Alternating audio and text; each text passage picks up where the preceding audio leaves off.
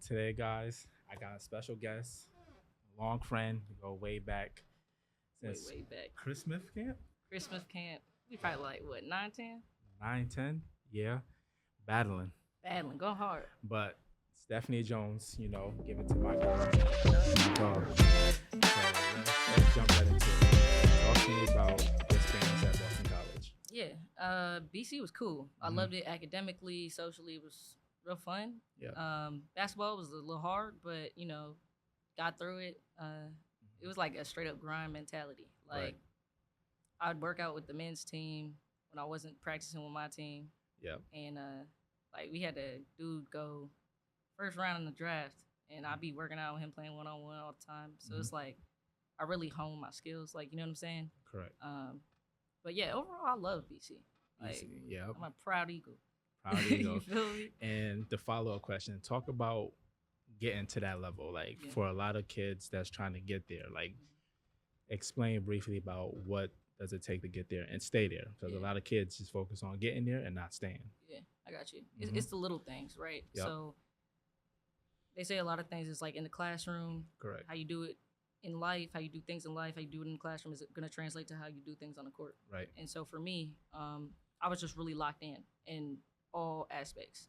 Like, if I'm not reading or studying or doing something for school, I'm outside with my brother playing in the backyard. And this when we little, like Right. we're playing basketball on a dirt patch. Like you got the net hanging off, you got a hole in it. But Right. like we out there until it gets dark, and my mom's like, you got to come inside. Like, Right. so it's really like knowing what it takes, and what it takes is really like straight up focus, determination, and dedication. You got to map out a plan. And Right. so Right. I had a plan mapped out for myself academically. I had a plan mapped out for myself athletically, Right. and I stuck to that plan. And at first, I didn't really know what I was doing. Right. I was just, working out what I thought was working out. And then I think like In the Lab came out Yeah. with Devin Williams, and I mhm. was like, oh, so this is how you work out. And so I started going harder. So I really just was locked in, and I was training every single day. Anything that I saw that I wanted to learn how to do, I'm practicing that until Right. I could learn how to do it. Right. If I couldn't do it, I'm gonna keep doing it until I get it down. Right. And Right. so, I mean, I approach school in the same way. Yeah. And so it's like I was never good at math, but like I'm gonna study it and study it and study it until I figure it out. You know what I'm saying? Got you. Got So- you. It's the mentality. Definitely. And what would you say is like your toughest obstacle during that journey? Yeah. Probably I'd say it's just I didn't really get to like have growing up, right? I was so focused on basketball. I was playing on an EYBL team. It was Gauchos when they were EYBL. And so I'm going from New York back to Connecticut, New York back to Connecticut. And then when I went to Loomis, I went to prep school and I lived there. Yeah. And so it's like I didn't have a lot of time for like vacations Facts. or, Facts. time to just kind of take a break. Right. That was probably like really the hardest thing because I was always locked in. And so then now as an adult where I'm not playing basketball, right?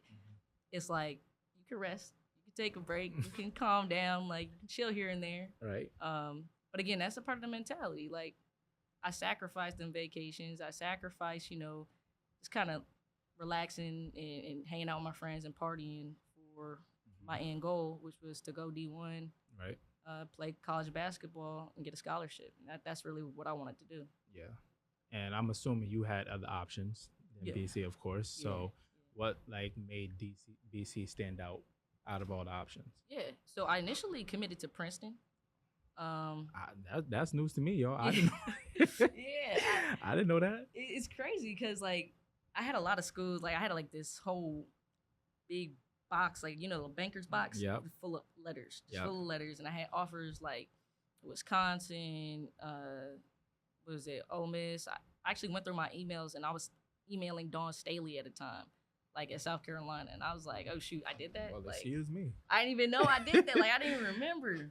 But like at first I was like, oh, I'm going to Princeton. Like Yeah. they offered me, but then I found out Ivy League doesn't give full scholarships. Correct. So I was like, ooh. And my brother, he went and played D3. Yep. And so again, they don't give scholarships. So I know my parents had to, handle that. Yeah. But he had like athletic aid and academic aid. So like, Got it. it works, right? Mhm. But I was like, well, y'all ain't gonna have to pay for me because I knew they were investing in me, taking me to New York, flying me to all these EYBL tournaments. I'm going to Loomis. I'm on a scholarship, so it's like, why make them have to hit their pockets when I have this option right here? Correct. And my mom was not happy with that choice though. She was like, No, yeah, even if she you're going for want- free. she wanted me to go to Princeton, boy, I mean, because at the time they was ranked number. I think they still are, but they were ranked number 1 yeah, for like Yeah. university, just academically. And she was Yeah. like, "Are you serious?" And I was like, "I gotta do what I gotta do." And then the ACC, you know what I'm saying? yeah, be jumping in there. You It feel be me? jumping. I wanted to play the ACC, so I was Right. like, "Yeah, this is the best move." I think like just watching them play when I go on my official visit and just kind of seeing it on TV, I was like, "Oh, I can make an impact here." like, Definitely. off the rip. I knew it, and so that really kind of swayed me. I was like, all right, I think I got this. Got it. And like, what was your end goal with that after finishing at BC? Yeah. So there was a part of me that just loved basketball that I Right. wanted to go play pro and play in the WNBA. Right. But then actually my sophomore year, I received an internship at this law firm from my professor. Right. And so they did like family law, criminal law, trust and estates. Mm-hmm. And so when I did that, and my coach was like, yeah, you can go do that. Like I lifted early, like probably like 5 a.m. Our lift is like probably like 8 or 9. Mhm. He's like, just go to lift early and then make sure that you're just able to take time for practice when we have our individual summer workouts. Yeah. But after that experience, I was like, oh, I want to be a lawyer. I want to go to law Facts. school. Like Facts. it was crazy. And so like there were times where I had to go in there at like 11 at night and I'd be in there till about 2 a.m. because I had to fit it around my practice schedule, our workouts, anything that we're doing that summer. And if you go and do that, you know what I'm saying, after your practice, you're waking up lifting at 5 a.m. You're going to practice and it's like 2 hours or hour session, whatever it was in the summer. Mm-hmm. Tired. And you got summer classes. And I was Yeah. like, I got to go do this. I want to go do this. Mhm.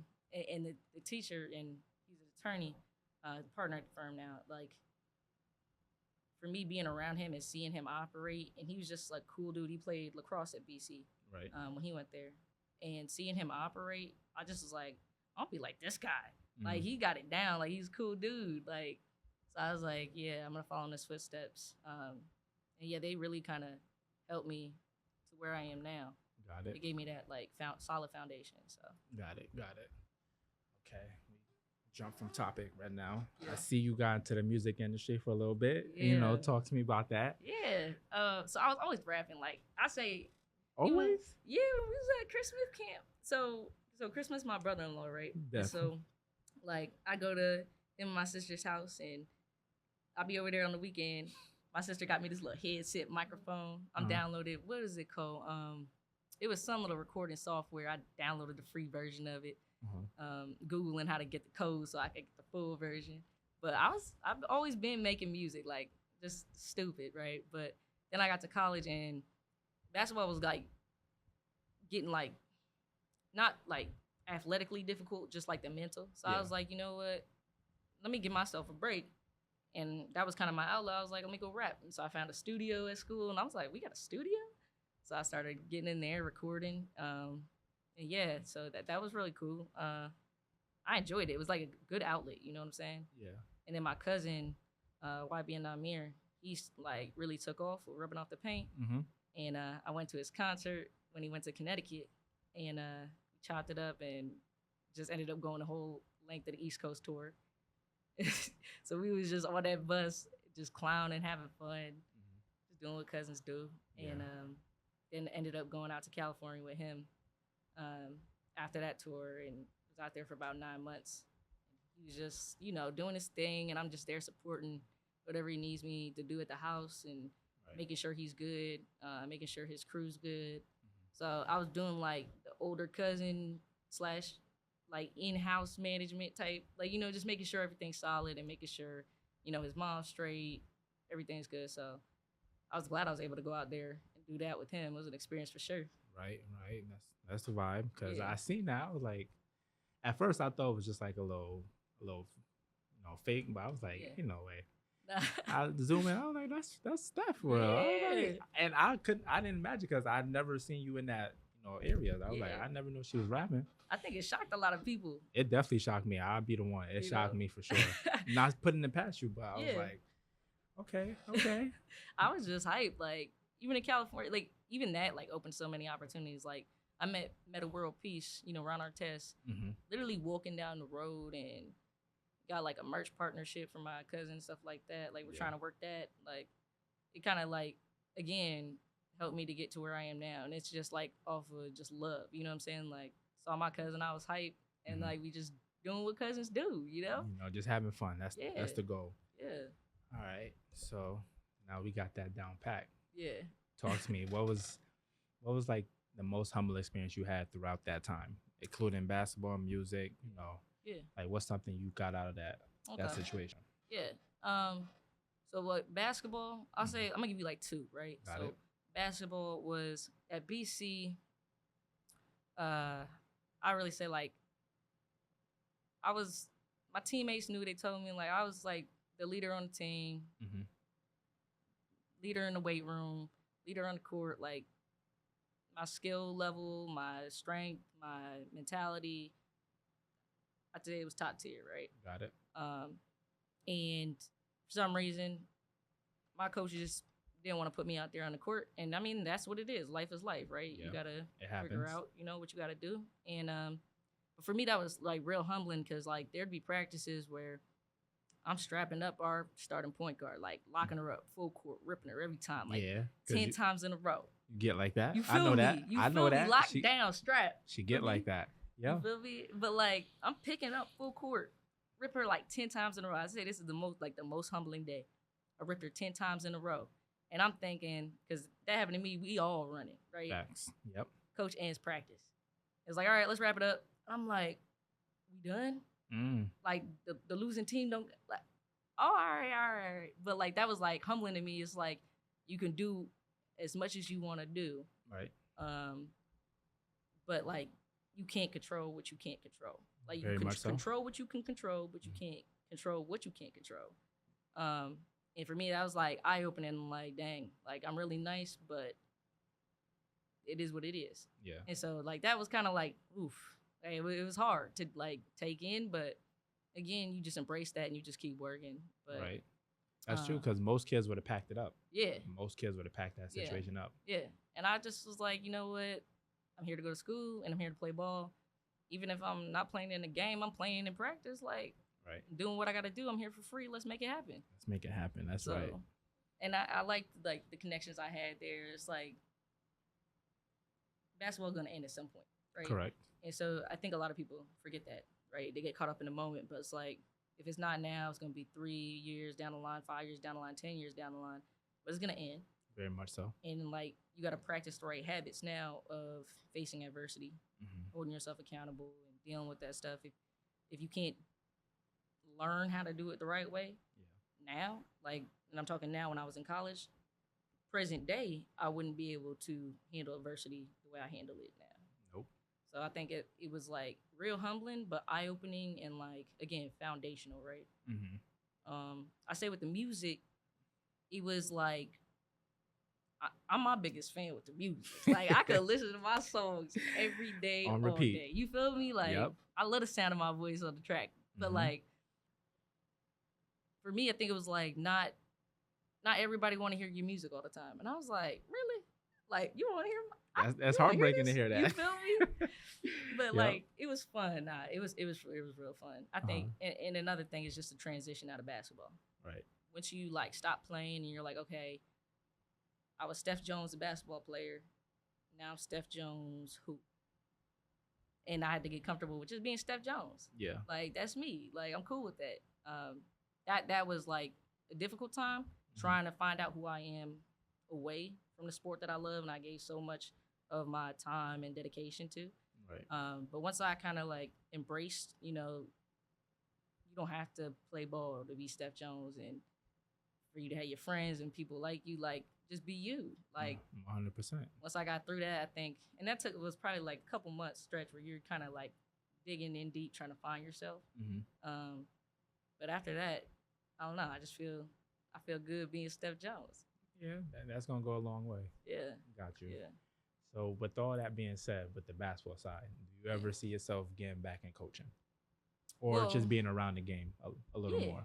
Yeah. So my wife, So she just graduated from Georgetown. Tough. So she was coaching the Fairfax Stars 16U EYBL team, Okay. and she was the assistant coach. And then we had the head coach, Amy Poff. And she's like, she went to Mizzou. Mhm. She held all the records, like assists, like all. She's like top tier. Breaking records. Got it. This is back in the day though. Like this is, I think they had a whole different like conference, but like she's the real deal. Still getting out there cashing out. It's like Yeah. she's like in her 50s, right? Once you got it, you don't lose it. You know what I'm saying? It's just straight muscle memory. Yep. But they were coaching, right? And so they had a few practices, and I'm sitting there, I'm like, y'all need to do this drill. So they're like, all right, come out and demonstrate it.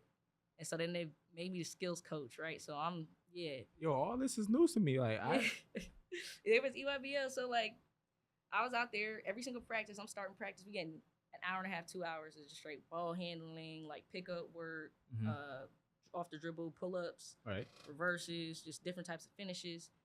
So they had a little rocky start, and then after we did that, I even start scrimmaging with them, and we went to Nike Nationals. That was our last tournament, and we finished third in the EYBL. Tough. Yeah. Tough. So it was cool. It took it like for me. My wife didn't coach this year. Yeah. She's graduating. She had to focus. But I think we want to get back into it. We just gotta, nail a few things down. Once things start flowing, like being an adult. It's a whole different world. Boy, it's a different ball game. So we just trying to get our ducks in a row right now. Right. But we're thinking of, either starting up our own team or joining a program and, getting something going. But you in the DMV, right? Yeah. Yeah, and I know the basketball out there is a lot different from out here. A lot different. Yeah. And that's another topic we could touch on. Oh, but yeah. what's one thing that stand out the most to you out there? Out there, so I wouldn't even say out there. I would say like from us growing up, right? Yeah. We playing pickup all day, every day. All day. Doesn't matter if you a girl or a boy. I mean, I was probably one of the few girls that was out there with You the was dudes. the only girl. Like, she was the only girl out there playing with us too. It go hard too. Like I was getting mad. I'm like, you can't guard me. Like talking junk. But I don't see that. And I think like that could separate so many girls playing basketball. Facts. If they like a lot of nowadays girls like they're like, oh, but it's guys playing pickup. I'm like, And like she was one of the ones saying, and bruh, come on, go out there. Like, but that's how you get nice as a girl. definitely. Like I know like there is good competition amongst girls, but you playing against guys, they're different physically, they're stronger. They're quicker, tougher. I mean, you got some quick girls, but playing in college, if I'm playing against one of the dudes on the men's team versus one of the girls on our team, It's a lot different, of course. it's a lot different. A lot different. And I think, again, that's what helps you separate. It helps you kind of separate yourself from the rest of the pack if you can play with the guys. But I think I see a lot more like EYBL teams and like Definitely. top tier team, like even the 3SB. 3SB. Yeah, I see a lot of those teams. Yeah, out in Under Armour, out there. And I'm sitting here waiting. When is Connecticut gonna get our EYBL? When are we gonna get our 3SB? We only got one. That's Once it. I Dream. Spartans? Oh, I Dream. Yeah, That's Ant Team, right? I believe so. Yeah. I think they're Adidas. No, they're Nike. They're Nike. Yeah. Yeah. That's my so Ant's my cousin. And Right. Like I think they went right undefeated, right? Damn near. They did well this year. See, but that's what we need though. Like we need, instead of everybody going out to New York, Right. or having to go to Massachusetts, Right. we need a Connecticut team. So how do you think that can happen? Like, what's your ideas on that? Because this is not the first time I heard this. Yeah. So but people talk about it, but not really doing much about it. I think it starts with the summer leagues. Like, so remember we used to have Washington Park. The Echo joints. Yeah. Echo. Yeah. We go out there playing at PT. And then go like, play at Trumbull You Gardens. feel me? We playing at the Terrace. Come on, bruh. And we going from one gym to the next gym, and this is all in one day. We going to Dead three tired. different, like going to outside court. Like we were playing all day, every day. Literally. Yeah. And it was competitive. Yeah. Like Yeah. you maybe had one person that wasn't as good, but like everybody was like, It was there. and they're going hard. And it's like if we can create more opportunities for that, right? So everybody Right. can keep increasing their skill level with each other, and like then you kind of group the players and figure out who's gonna play where, and you could have a couple teams like that. Again, it's gonna take funding. It's gonna take Yeah. organization and structure and a lot of back office work. But I think it starts with having those opportunities again. We're like, I don't see like the kids my nephew's age. I don't see them playing pickup every day after school like we Chase, used to. right? Yeah, Yeah. yeah. And so like every time I see him, we playing 1-on-1 Every day. every day. Whatever time. Yeah, I get off work. I'm like, all right, go put your shoes on. We going to the court. So you gonna play one of them today? Yeah, and I'm gonna whoop him. I be tearing he him hasn't up. beat you yet? Nah, he beat me a couple times. Man. A couple times. He getting big now. Yeah. He getting big now. He 6 feet now? Yeah, he like 6 foot. I'd say about 6 foot, right? I think so. And he's strong as hell. They started him lifting this year. Well, he's 14, right? He's 13. 13. Yeah. He going to St. Joe's next year. Or this This year. September. Yeah, this September. Oh, So, okay. Yeah. He's got it, like I think mentality wise. Mm-hmm. And now it's really just fine tuning and kind of like figuring out his little niche. Like my niche was, I'm gonna put you in a mix, Yeah. and I'm gonna finish over somebody. You 7 foot, I'm still finishing over you, Right. right? So now it's about him figuring out what's your like go to, what's gonna separate you and allow you to do whatever you want to do on the court. For me, that was my handle. It's not the same for everybody. It's not. So It's not for sure. Okay. Yeah. Okay. I definitely seen him the last couple of tournaments. yeah, Yeah. He did all right. He he's definitely doing his did. little thing. He's doing his little You thing. doing his little thing. You teaching him the gems? What's up? I've been trying to teach him. I've It's been trying hard? to teach him. For me, like a lot of the ball handling came natural, right? God gift. I mean, obviously I worked on it a lot, Yeah. but like I was always dribbling. Like again, I'm closer to the ground than him. It's a little different, but this kid he can shoot, Mm-hmm. and like it's for him. It's like he don't even have to practice a move. He'll just react, right? Yeah. Whereas for me, I'm practicing that 30 times. So like 30 times each day, like I'm just working on that same thing Mm-hmm. so that it becomes reaction. For him, he's just gonna react. Yeah. Which is part of the game. Yeah. So like I think like once he kind of like gets a better control of his body, because Mhm. he keeps growing and he's like once he get a better control on his body, he about to take off. Definitely. I can't wait for that to happen. But he puts in that work though. He definitely do. And he played 14U this year with Yeah. New Haven Heat. Yeah. Right. Yeah. Another good organization that's Solid. definitely on the way up.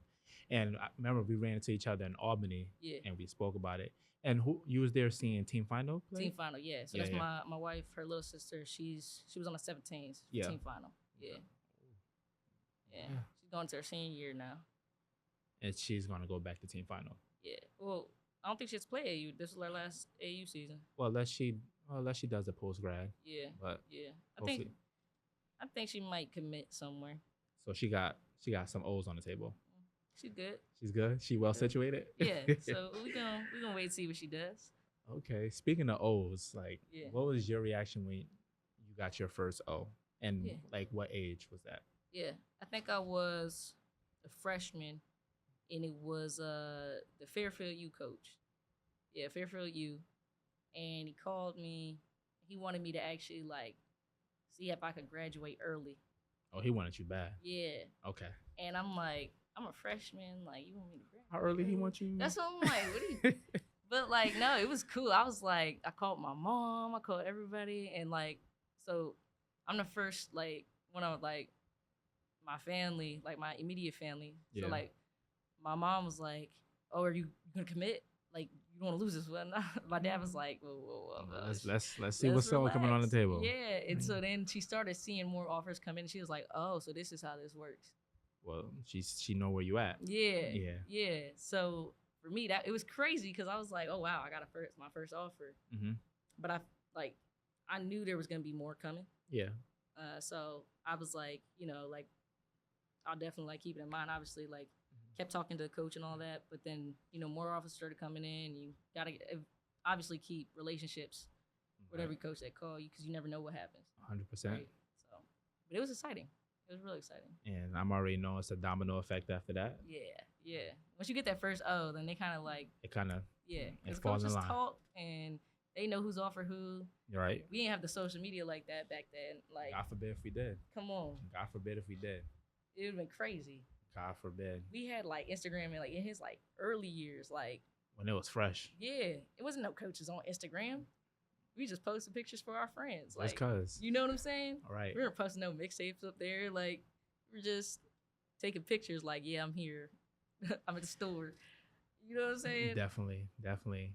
And speaking of that, like, what do you think matters the most? How you act on the court or off the court? Because a lot of like young players don't realize coaches pay attention to how you act off the court and like Yeah. how you like who you socialize yourself with. Yeah. And speak on that. Yeah, Give some gems. definitely. I think, like I said before, how you operate and how you conduct yourself Very off much the so. court, Yep. it translates on the court. Facts. And I talk with my nephew about this all the time. Yeah. It's like you can't expect to do things a certain way. Like, say you got your room all a mess. How you Right. gonna be organized on the court? If you're gonna be a point guard, how you gonna run the offense? How you gonna set things up? You can't set yourself up. Right. When you're not even tired, you just chilling in the house. Very Right. much so. Yeah. So again, like if you hanging out with people who not focused, right? Right. You're gonna tend to align yourself with those people Yeah. when it comes to ball. Right. Like you not focused, you hanging out with them, right? You're not gonna be focused Mhm. when you step on that court. It's gonna translate. Very Now much if you so. locked in off the court and your stuff's organized, you so used to that when you step on the court, let me set this table as a point guard. Let me set the table. Yeah. All right, you go there, you cut there. All right, we running this. Yeah. Like you focus, you organize, it all translates. That's a fact. And know? what do you see nowadays with like the upcoming players? Yeah. Like anywhere, Yeah. even back home or CT, Yeah, I think social media is playing a big role in in a things. bad way or a good way?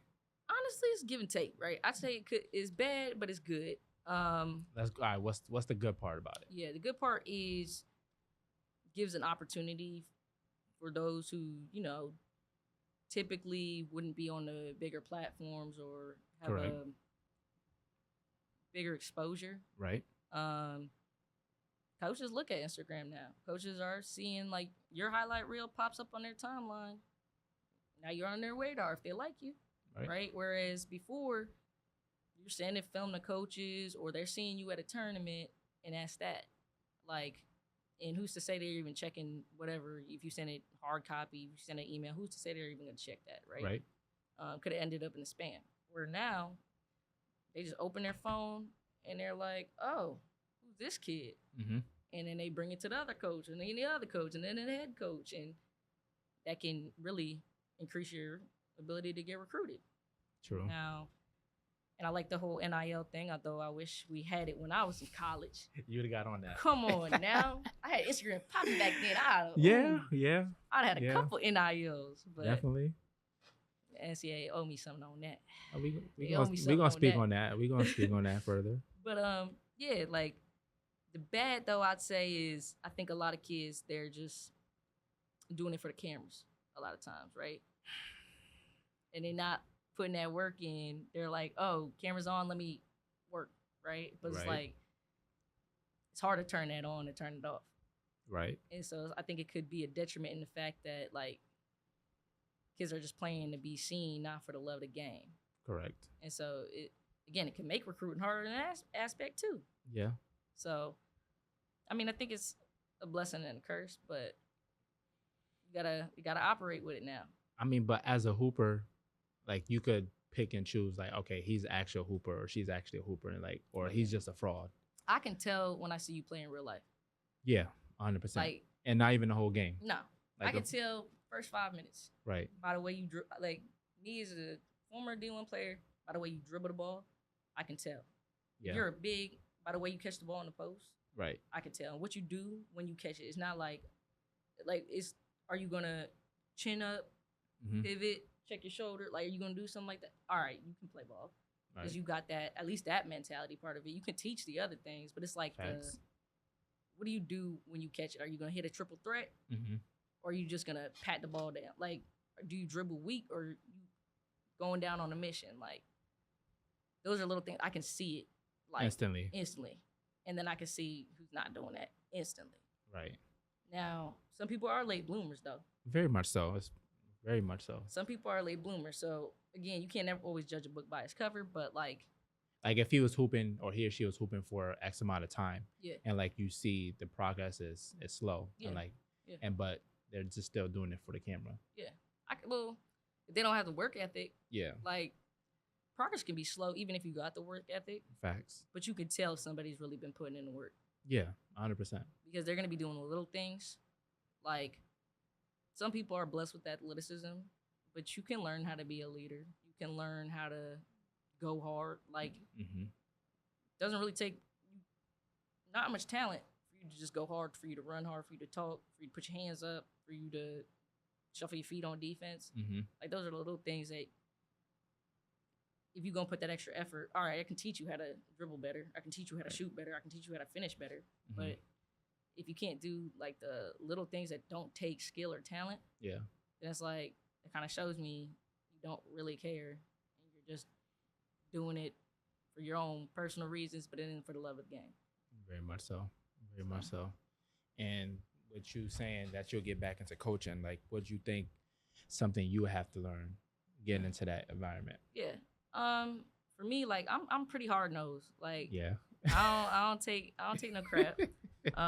As you shouldn't. yeah. As you shouldn't. My nephews call me a drill sergeant. Like I don't even mean to be, but like That's just your passion. yeah, It is what it is. I just want them to like take it serious. Like you can have all the fun you want, but when you step on the court, if you really want to be good, if you really want to make it to the next level, like It's business. it's business. You got to step on that court, do your job, Right. and that's whether you're by yourself, whether you're in practice with your team, whether it's a game, a scrimmage, whether you're in the weight room, Mm-hmm.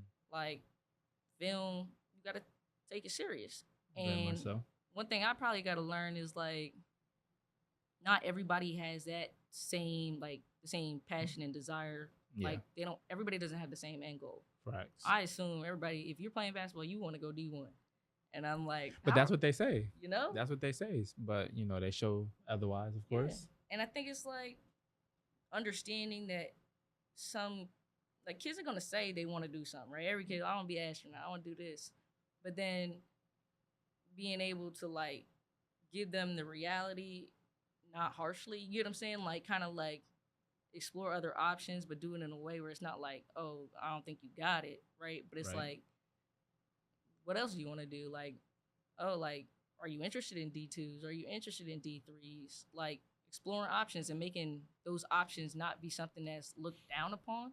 Right. Because like there's good D2 programs and Very there's good D3 programs. And that's what I want to talk about. Like a lot of kids look down on D2s. Yeah. And it's like, if that's the case, go kill there. And then, that transfer Yeah. portal is also a blessing and a curse too. Yeah. Well, and that's why I say the social media is a blessing and a curse, right? Yeah. Because now they glorifying D1, right? Right. Right. But it's like you get a scholarship going D2, and some of these D2 programs really be turning up. Mm-hmm. Like D3 Mhm. programs be turning up. Mm-hmm. And I think like social media don't really Glorify focus it. on that at No. all. No. They do with the JUCO, and you only select JUCOs, right? Only. But like, why can't we talk about the D2? Why can't we talk about the D3? Because not every kid wants to go D1. I mean, some say they do, but some kids gonna be better off going to a D2 or a D3. Yeah.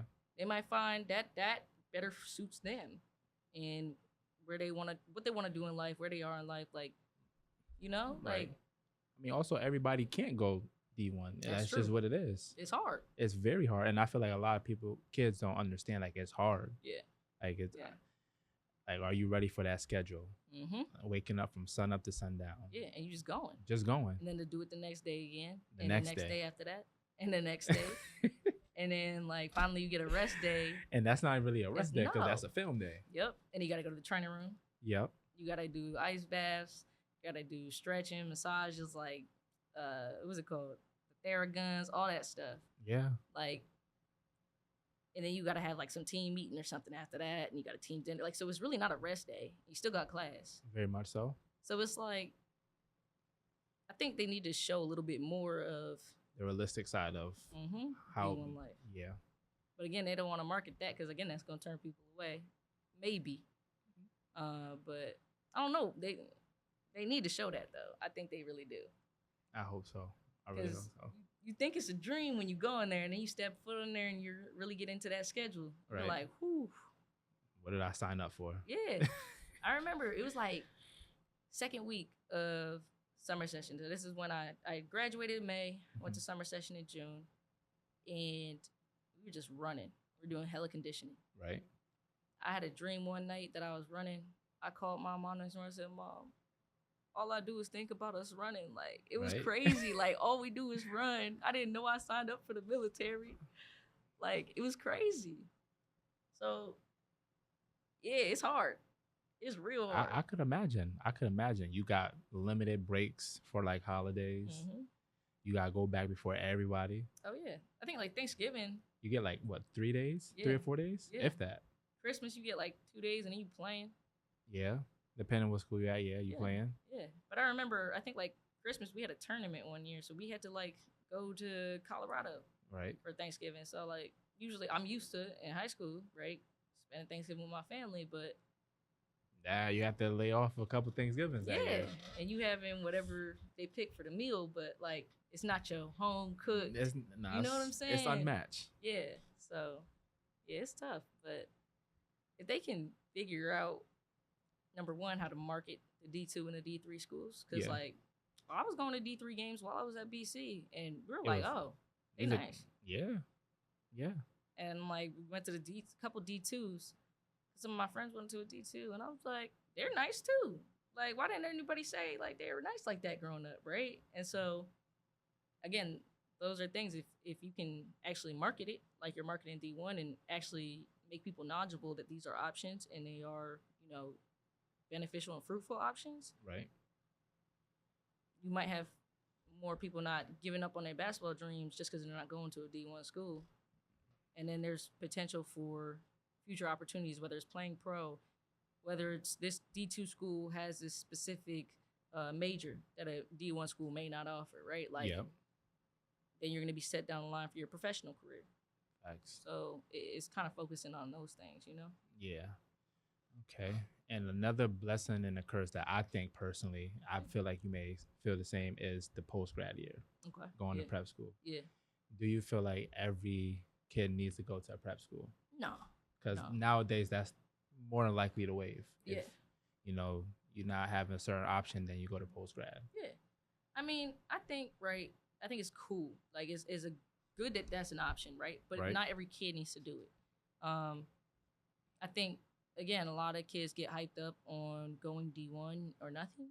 Right. And so then like they don't really have what it takes to go D1. Mm-hmm. They'll waste their parents' money on a post grad year, Mm-hmm. not get any offers.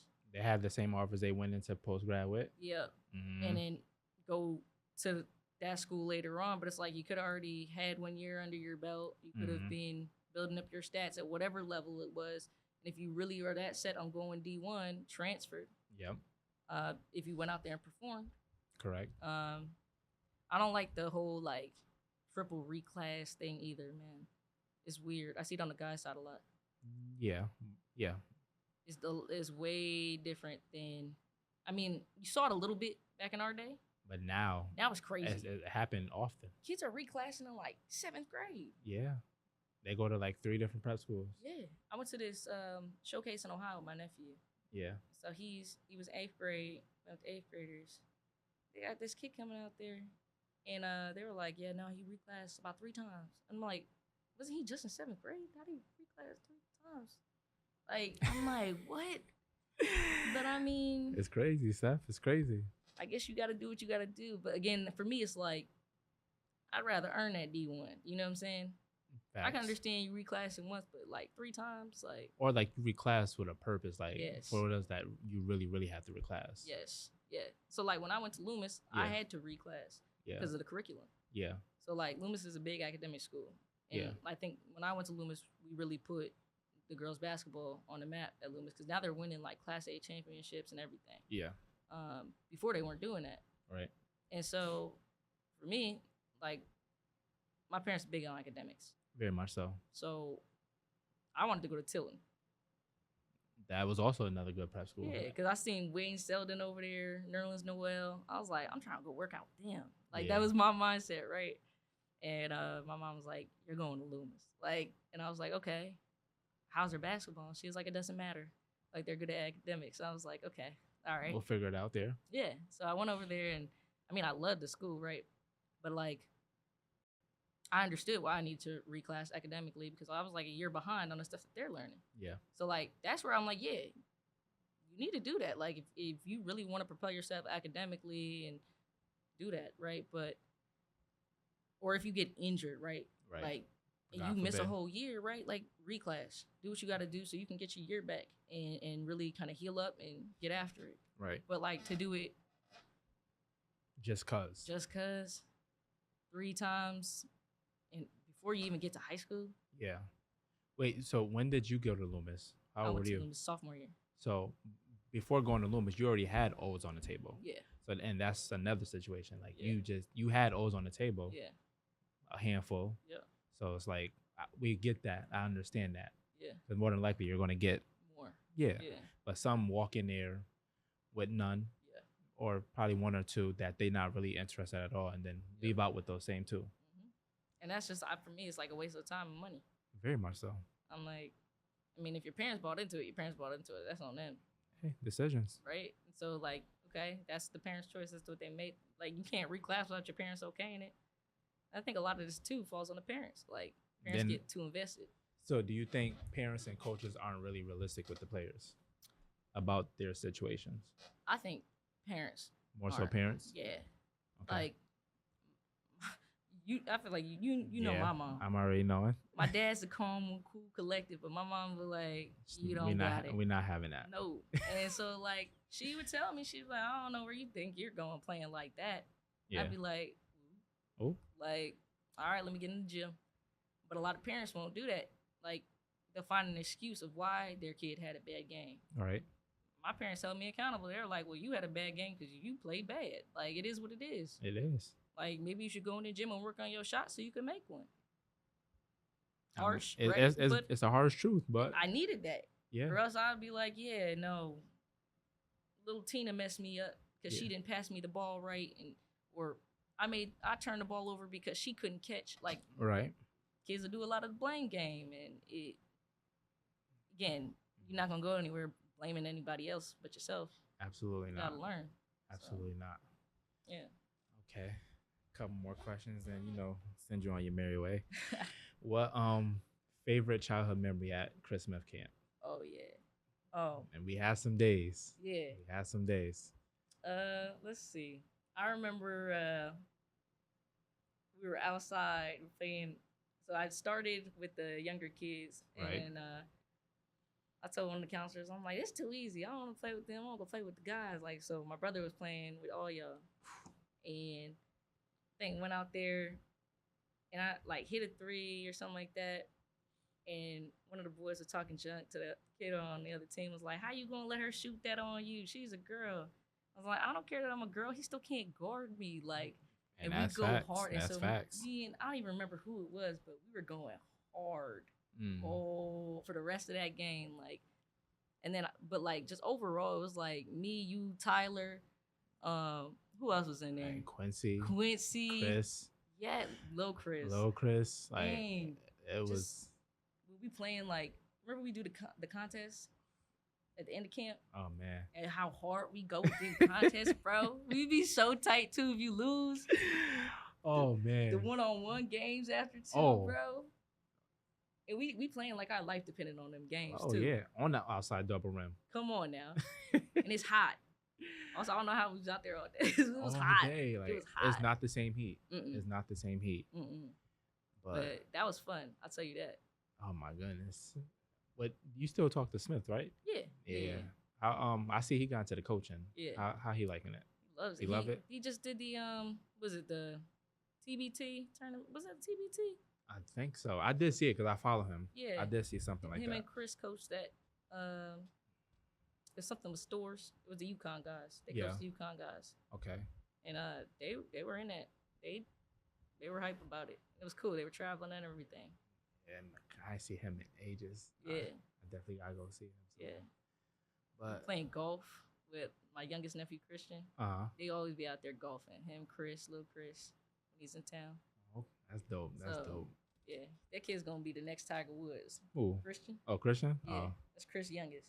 okay. He gonna be damn Tiger Woods. He I'm good telling like you, that? He's nice. He's nice with it. How old is he? He's 11. 11. Yeah. Okay. And I was showing, so I was working on a research paper. Right. We're trying to get like published in this research database. Okay. And actually, we were talking about Black female student athletes and their experiences at Mhm. PWIs. Right. So she's the associate dean for the School of Social Work Mhm. at Boston College, That's and lit. she loves golf. Like that's what she does. Like if Mhm. she's not doing working, she's golfing. She was like, "This kid's got a nice swing." Like I seen college players that don't even have a swing like that. Right. Showed him, the kid was hype. He's out there, and this kid's a workhorse, like a real workhorse. He Mhm. went after I told him that. Next day, he's sending me videos. He was like, "Ask her about this, ask her about," and he's working like probably like 3 hours just out there golfing, hitting golf balls. I'm like, I can't tell you nothing about golf. Yeah. I can't. That's your dad, but I'm gonna send this to her, and she gonna tell you Do what what to she do. got to do. Yep. Yeah, but yeah, Okay. the next one up. We need that. We need that. You know. All right. Last question. All right. Favorite part of the game, Favorite part of the game. like in the actual game, like Yeah. you could break it down to quarters, defensive side, crunch time. Yeah. Like what's that time for you? When we're down, like this has always kind of been for me. Right. When we're losing, and like then you see the other team start getting a little hype, Right. and I'm like, oh yeah, It's that time. yeah. I take that personal every single time. Like, don't let me see you make a layup and you smile. And she's smiling in your face. Something like you could even just be excited that the ball went in. Yeah. Don't do that Not in front of you. because you just awoken a beast. Like I'm telling you, like for me, I love that because then it just something clicked, and then I'm like, all right, let's We gotta pick get up. this going. Yeah, and so like I'll set the tempo, Right. and I've always been like I always say to the girls too when I'm coaching. I said, be a thermometer, not a thermostat. You gotta set the temperature. Right. Yeah, you set the temperature, everybody gonna follow. So that's when you get up in them, you picking up half court, you ripping, you doing what you gotta do. But like Right. coming back from that, like being down, seeing the other team getting complacent, being happy, Right. and then you just turn it up. And you breaking that momentum for Yeah, them. and you Yeah. you switch the whole game. Right. Like that for me, that's always been my favorite part. I was hoping we was gonna do that at scale. We ain't do that at scale. Yeah. I was hoping that too. I was hoping we'd bring that back to the town. I ain't have enough gas in the tank. But yeah. Okay. I gotta get back in the gym for the next scale. That's an easy fix. That's an easy fix. We got plenty of time. Yeah. But y'all, here's my guest, Steph.